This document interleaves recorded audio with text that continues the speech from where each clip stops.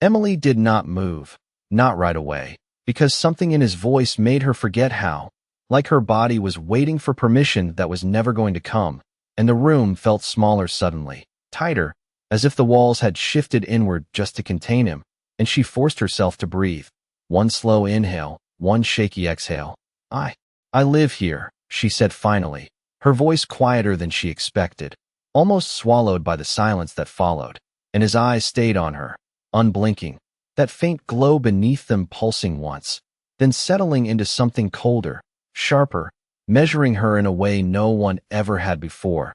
That was not my question, he said, and the calm in his tone was worse than anger, worse than anything loud, because it carried certainty, the kind that did not need to prove itself, and Emily swallowed. Again, her fingers curling slightly at her sides. You were in the alley, she said, words coming faster now, trying to fill the space, trying to make this normal. You were hurt, and they said someone was looking for you, so I brought you here, and she gestured vaguely around the apartment, as if that explained everything, as if that made sense, and for a moment, he said nothing, his gaze shifting briefly to the twins, who stood exactly where they had been before, watching, always watching, and something unspoken passed between them, something she could not see but could feel, like a current moving through the air, and then his attention returned to her, sharper now, more focused. You ignored the warning, he said, and Emily blinked. What warning? And one of the twins answered before he could, his voice soft but precise. We told you not to help him. And the words settled heavily in the room, replaying in her mind, that moment in the alley, the look in the boy's eyes, the way it had not felt like fear at all, but something closer to a test, and her stomach tightened as that realization clicked into place. That was not a warning, she said slowly, her voice steadier now. That sounded like a threat, and for the first time, something changed in the man's expression, not quite surprise, not quite interest, but something that made his gaze lingered just a second longer than before. It was both, he said quietly, and Emily let out a breath she did not realize she was holding, her heart still racing, but something else beginning to rise beneath the fear, something stubborn, something that refused to let her shrink back completely. Well, I guess I made my choice, she said, crossing her arms lightly, more for comfort than defiance. So what now? And the question hung there, simple but dangerous, because it assumed she had a place in whatever this was, and the twins shifted slightly at that. Not closer to her, not farther, just enough to acknowledge the moment.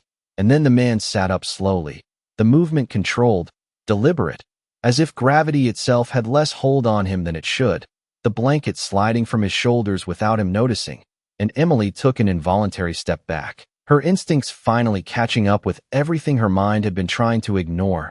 Now, he said, his voice lower, steadier, carrying something ancient beneath it, something that did not belong in her small, dim apartment. You explain why they have not found you yet. And that was when she heard it, faint at first, barely there, the soft hum of engines outside, too smooth, too quiet, not like normal traffic, and the twins turned toward the window at the exact same time, their expressions unreadable. They are here, one of them said, and this time, there was no doubt, no softness, just certainty, and the man's gaze flicked once more to Emily, sharper than before, as if recalculating everything about her in a single glance. Stay behind me, he said, not as a suggestion, not even as a command, but as something inevitable, and Emily did not know why, but she listened. The hum outside grew louder, not aggressive, not chaotic, just precise, like something that knew exactly where it was going and did not need to rush to get there.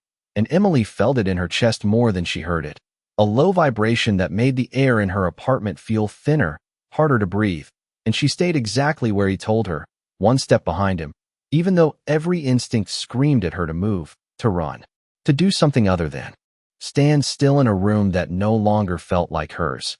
And he stood between her and the door now, not in a defensive way, not tense, not uncertain, just placed there, as if that position had already been decided long before she ever met him. And the twins moved closer too, but not to her, never to her. They stayed near him, one on each side, their small faces calm again, watching the door like they were waiting for something inevitable. "Do not speak unless I tell you," he said quietly, his voice steady, controlled, and Emily nodded before she could stop herself, even though part of her wanted to argue, to demand answers, to understand what was happening in her own apartment. But that part of her was getting smaller with every second, pushed down by something far more primal, far more certain. And then there was a soft sound at the door, not a knock, not a bang, just a gentle click, like someone testing the handle without trying to force it, and Emily's breath caught as her eyes locked onto it, the cheap metal knob turning slowly, almost politely, and the door opened an inch, then two, then just enough for the hallway light to spill inside, casting long shadows across the floor, and a figure stood there, tall, dressed in dark clothing that seemed to absorb the light instead of reflecting it, his posture relaxed, his expression unreadable, but his eyes were not human, not in the way Emily understood the word. They held something cold, something ancient, something that mirrored the man standing in front of her. "My lord," the figure said, his voice low and respectful, and Emily felt the words before she processed them. "My lord," and the realization hit her like a quiet thunder, not loud, not explosive, but undeniable, reshaping everything in an instant. And the man in front of her did not turn right away, did not rush, did not react like someone cornered. He simply stood there, still, as if the situation was already under control. "You took longer than expected," he said calmly, and the figure inclined his head slightly, stepping just inside the doorway without fully entering. "As if there were rules even here, even now. We ensured no one followed," he replied, and Emily's gaze flicked between them, her mind racing to keep up. "My lord." The way he said it, the way the twins stood, the way everything seemed to orbit around him without question, and suddenly the pieces started to fall into place in a way she did not want them to.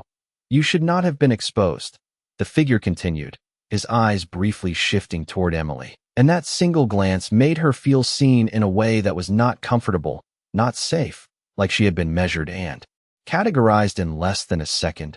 "She found us," one of the twins said quietly, and the man finally turned his head slightly, just enough for his profile to catch the dim light, his expression unreadable, but his presence overwhelming. "No," he said softly, his voice carrying something final in it. "She chose to help." And Emily felt her chest tighten at those words, because somehow, in a room filled with things she did not understand, that one sentence felt like the most dangerous truth of all. And the figure at the door went still for half a second, processing, recalculating, then lowering his gaze again. "Then she is involved," he said, and the man's eyes shifted back toward Emily, that same measuring look, but deeper now, heavier, as if the weight of something unseen had just settled onto her shoulders. "Yes," he said quietly, "she is." Emily did not realize she had stopped breathing until her chest started to ache, the word involved echoing in her mind like something final, something that could not be undone, and she forced herself to inhale slowly, her fingers tightening against the fabric of her sleeve as she stepped forward just slightly, enough to be seen, enough to not feel like a shadow in her own home. "I did not sign up for anything," she said, her voice steadier than she felt, and the figure at the door glanced at her again, this time longer, as if reassessing the situation with new information. But it was the man in front of her who responded, his attention shifting back to her fully now, that same intense stillness in his gaze. "No," he said quietly, "you did not." And for a moment, something almost human flickered in his expression, not warmth, not kindness, but recognition, as if he understood the weight of what she was feeling, even if it did not change anything. "Then I am not involved," Emily added quickly, clinging to the logic, to the idea that this could still be simple, that she could step back into her life and pretend none of this had happened. But the silence that followed told her everything she needed to know before he even spoke again. "That is not how this works," he said, and the finality in his tone pressed against her like a door closing, and the twins shifted slightly at her sides, closer now, not touching, but near enough that she could feel their presence, their attention fixed on her in a way that made her pulse quicken. "You brought him here," one of them said softly. "You crossed the line." Emily let out a small breath, almost a laugh, but there was no humor in it. "What line?" she asked, her voice rising just a fraction, and the man answered this time, his gaze never leaving hers, the one between their world and yours. And the words settled heavily, reshaping the room, the night, everything she thought she understood about where she stood, and she shook her head slightly, instinctively rejecting it. That is not real, she said. But even as she spoke, she knew it sounded weak, hollow, because nothing about this night had been real by any normal standard, and the figure at the door took a step further inside, careful, measured, as if respecting an invisible boundary. My lord, he said again, quieter. Now, we should leave. This location is no longer secure. And the man considered that for a brief moment, his eyes flicking toward the window, toward the unseen world beyond it, calculating, weighing something Emily could not see. And then his attention returned to her once more, and this time, there was no hesitation, no pause, just a decision already made. She comes with us, he said, and the words landed like a stone in Emily's chest. Immediate, heavy, impossible to ignore. No, she said instantly, stepping back, shaking her head. No, I am not going anywhere. This is my home. I have a job. She stopped, because suddenly those things felt small, fragile, like they belonged to a version of her that was already slipping away, and the twins turned toward her again, their expressions unchanged, calm, watching, always watching. If you stay, one of them said quietly, they will come here, and Emily's stomach dropped. Who? She asked, even though she was not sure she wanted the answer. And the other twin spoke this time, his voice softer, but carrying something colder beneath it. The ones who do not ask questions. And the room seemed to grow quieter after that. The kind of quiet that pressed in from all sides, leaving no space to escape it. And Emily looked back at the man, her heart racing, her thoughts spiraling, searching for something, anything that made sense. You do not even know me, she said, her voice almost a whisper now, and his gaze did not waver, did not soften. But there was something there, something deeper, something that felt like certainty. I know enough, he said, and then, after the smallest pause, just enough to make the words land. Heavier, you chose to stand in front of danger instead of walking away. And Emily felt something shift inside her at that. Not fear, not entirely, but something else, something that made the choice in front of her feel less like an accident and more like a path she had already stepped onto, whether she realized it or not. The silence stretched just long enough to feel like a decision had already been made without her, and Emily's heart pounded as she looked from the twins to the man, then to the open door where the figure still stood waiting, patient, unmoving, like time did not press on him the way it did on her. And she shook her head again, slower this time, trying to hold on to something solid, something normal. I have a life here, she said, her voice quieter now but more grounded. I work 12 hours a day. I pay rent. I show up. That is my reality. And the words felt small the moment they left her mouth, fragile against everything standing in front of her. And the man watched her carefully, not interrupting, not dismissing, just listening in a way that made her feel like every word mattered more than it should. And if I leave with you, she continued, her throat tightening slightly, that is gone, all of it. And for a second, no one spoke, the room holding that truth between them. And then one of the twins stepped forward just enough for her to notice, his gaze steady, his voice soft but unwavering. It is already gone, he said, and Emily felt the weight of that settle into her chest, heavy and undeniable, because deep down, she knew it was true. The moment she turned into that alley, the moment she chose not to walk away, something had shifted, something irreversible, and she looked back at the man, searching his face for anything, any sign that this was optional, that she could still say no and mean it. If I come with you, she said slowly, choosing each word carefully. What happens to me? And the question hung there, not dramatic, not desperate, just honest, and his answer came just as steady, just as controlled. You survive, he said, and there was no hesitation, no attempt to soften it, just truth, and something in that answer made her chest tighten more than anything else had, because it was not a promise, it was a condition, and the figure at the door shifted slightly, as if time was finally pressing in again. My lord, he said quietly, we do not have much longer, and the man gave the smallest nod, then looked back at Emily, his gaze sharper now, more focused. "They will not knock next time," he said, and the implication was clear. This moment, this fragile pause, would not repeat itself, and Emily exhaled slowly, her thoughts racing, her mind trying to calculate every possible outcome and finding none that led back to the life she had before. And she glanced around her apartment, at the worn couch, the chipped table, the single lamp that flickered slightly under the strain of the old wiring. Everything so familiar, so small, and for the first time, it did not feel safe. It felt exposed, like a place that could not protect her from what was coming. And when she looked back at him, something in her expression had changed, not completely, not fear gone, but steadied, anchored by a decision forming beneath it.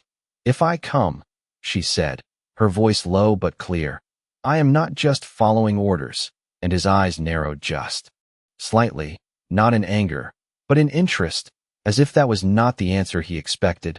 "Then what are you doing?" he asked, and Emily held his gaze, her pulse still fast but her voice firm. "I am choosing," she said, and the word landed between them with more weight than anything else she had said that night.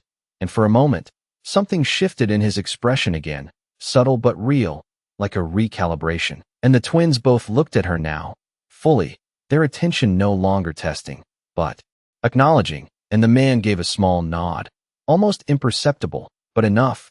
"Then choose quickly," he said, and outside, the hum grew louder, closer now, no longer distant, no longer patient. And Emily took one last breath, knowing that whatever she said next would not just change her night, it would change everything. Emily closed her eyes for half a second, just long enough to hear her own heartbeat over the low hum outside, just long enough to remember what it felt like to have a normal problem, a late bill, a long shift, something she could fix with time and effort. And when she opened them again, that version of her life felt distant, almost unreal, like something she had already stepped away from without realizing it.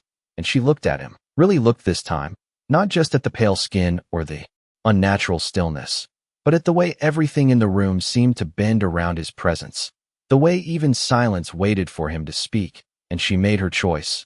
"I am coming," she said, her voice steady, and the words settled into the room like something final, something that could not be taken back.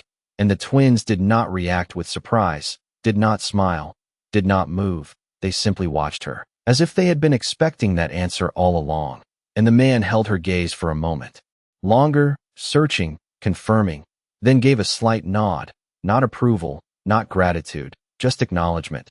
"Then do not hesitate again," he said, and the figure at the door stepped back immediately, opening the space wider, as if the decision had shifted something beyond the room itself. And Emily turned quickly, her eyes scanning her apartment one last time, her jacket hanging on the chair, her keys on the counter, the small details of a life that suddenly felt too small to hold her anymore. And she grabbed the keys without thinking, slipping them into her pocket like a reflex she could not break, even now, even here.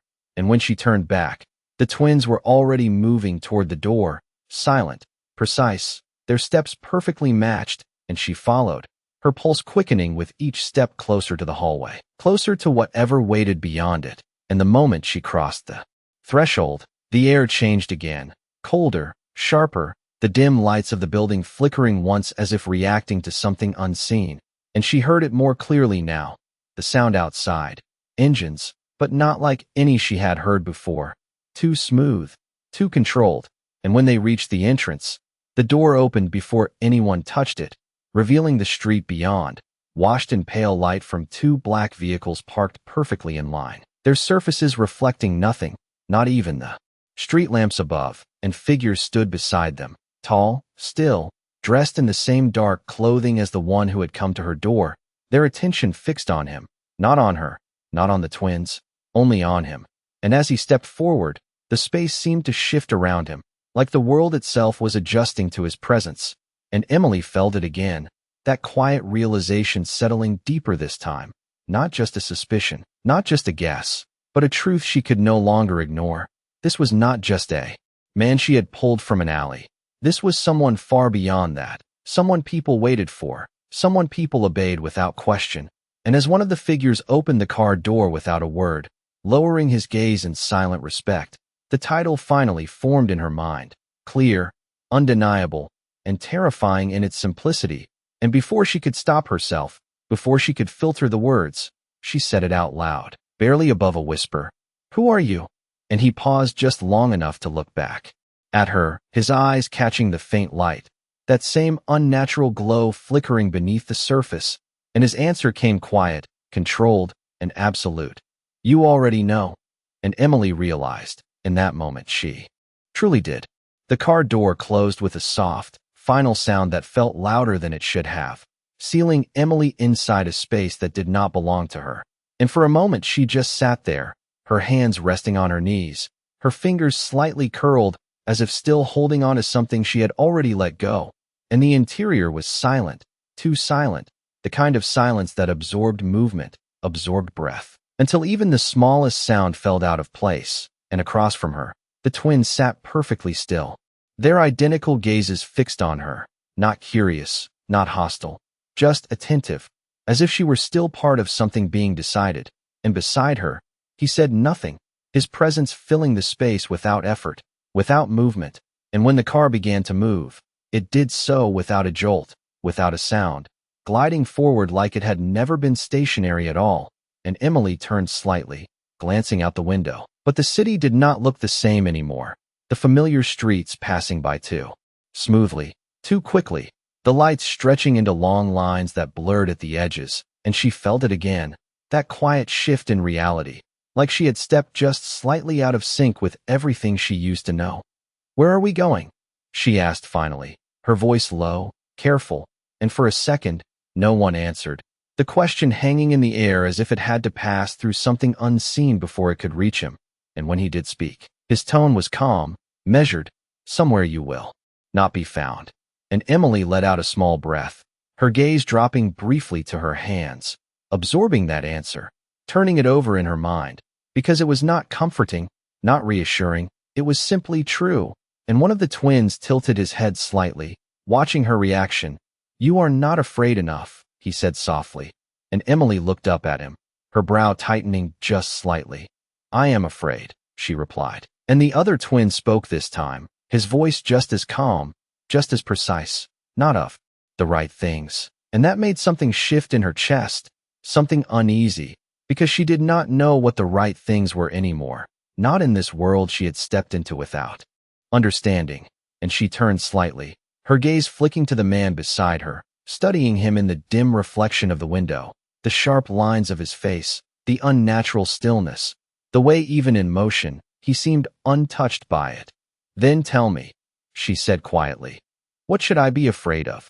And for a moment, he did not respond, his eyes fixed forward, as if considering whether she was ready for the answer. And then he turned his head just slightly, enough for her to see the faint glow beneath his gaze again. "Not what is chasing us," he said, and Emily felt her breath catch at that. Because if it was not that, then what was left? And his voice lowered just enough to make the words land deeper, heavier. "But what chose you tonight?"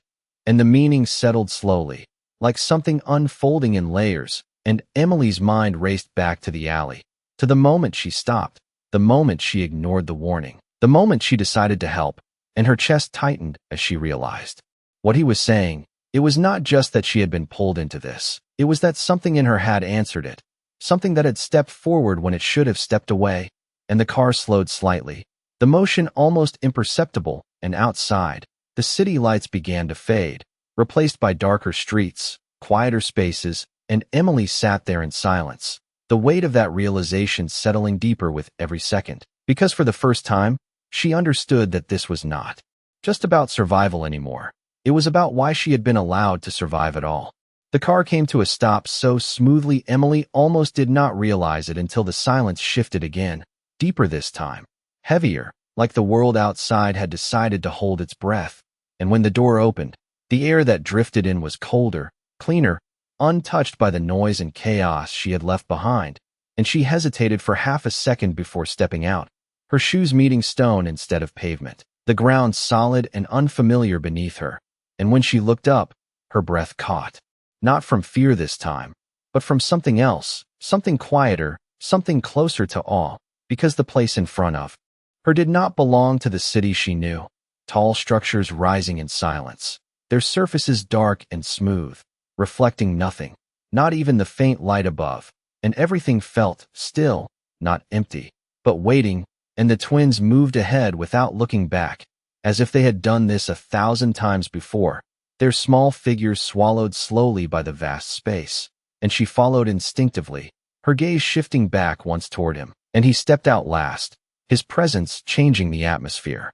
The moment he did, subtle but undeniable, like everything around them recognized him in a way she was only beginning to understand, and the others who had arrived with the cars were already positioned at a distance, silent, watching, not guarding him, not protecting him, but existing around him with purpose.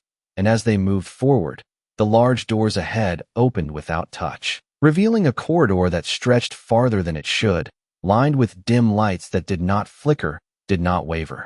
And Emily felt her steps slow, not because she wanted to stop, but because something inside her was trying to catch up, trying to understand where she was, what she had stepped into, and whether there was any way back. This place, she began, her voice softer now, almost swallowed by the space around her. But he did not let her finish. Is not meant for humans, he said calmly, and the words settled into her chest with quiet weight, and she let out a small breath, her eyes scanning the endless corridor, the shadows that did not move but felt alive, the silence that was not empty but full of something she could not name. Then why am I here? She asked, and this time, he did not answer right away, his gaze fixed ahead, as if the answer was not simple, not immediate, and the twins slowed just slightly, enough for her to notice, their attention shifting back to her once more, and one of them spoke, his voice softer than before, but carrying something deeper, something that felt less like observation and more like certainty. Because you were not supposed to survive, he said, and Emily felt that sentence land harder than anything else that night, her steps faltering just for a moment, her breath catching as her mind tried to process it, and she turned to him quickly, searching his expression, searching for denial, for contradiction, for anything that made that statement less absolute. But his gaze met hers with the same calm intensity, the same quiet truth. They were not testing him, he said, his voice low, steady. They were testing you. And the realization hit her all at once, not in pieces, not gradually, but completely, reshaping everything that had happened. Since the moment she stepped into that alley, the warning, the silence, the way the twins had watched her, the way he had looked at her, it was never about chance, never about coincidence, and she felt something shift inside her again, deeper this time, something that felt less like fear and more like understanding, dangerous, undeniable understanding. And now, she asked, her voice quieter than ever, and he held her gaze for a long moment, long enough for the weight of everything to settle fully before answering, his tone calm, absolute, and impossible to ignore. Now we find out what you are.